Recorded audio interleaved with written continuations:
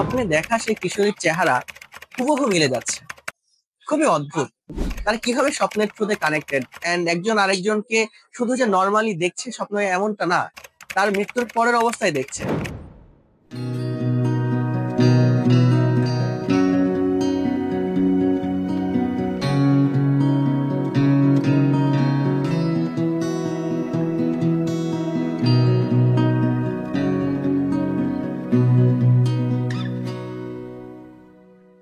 ঘুমালেই মৃত্যু, তুমি জেগে থাকাও কি নিরাপদ?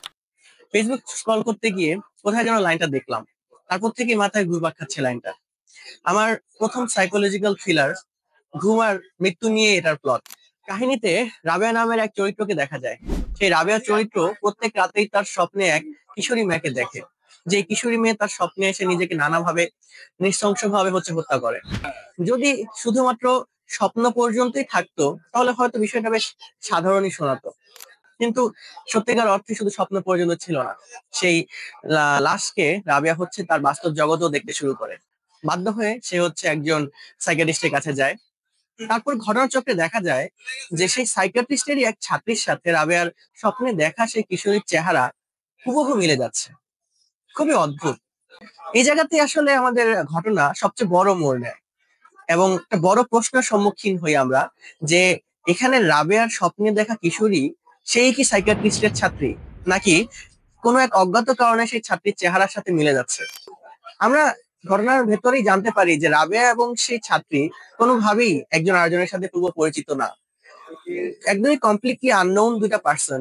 তারা কিভাবে স্বপ্নের থ্রুতে কানেক্টেড এন্ড একজন আরেকজনকে শুধু যে নর্মালি দেখছে স্বপ্নে এমনটা না, তার মৃত্যুর পরের অবস্থায় দেখছে। এই পুরো ঘটনার মধ্যস্থতাকারী হিসেবে আমাদের সাইকিয়াট্রিস্ট কাজ করে এবং শেষমেশ সে সমাধান করতে পারে কি পারে না সেটা জানার জন্য আপনাদের পড়তে হবে আমার প্রথম সাইকোলজিক্যাল থ্রিলার নিদ্রিত নগরী।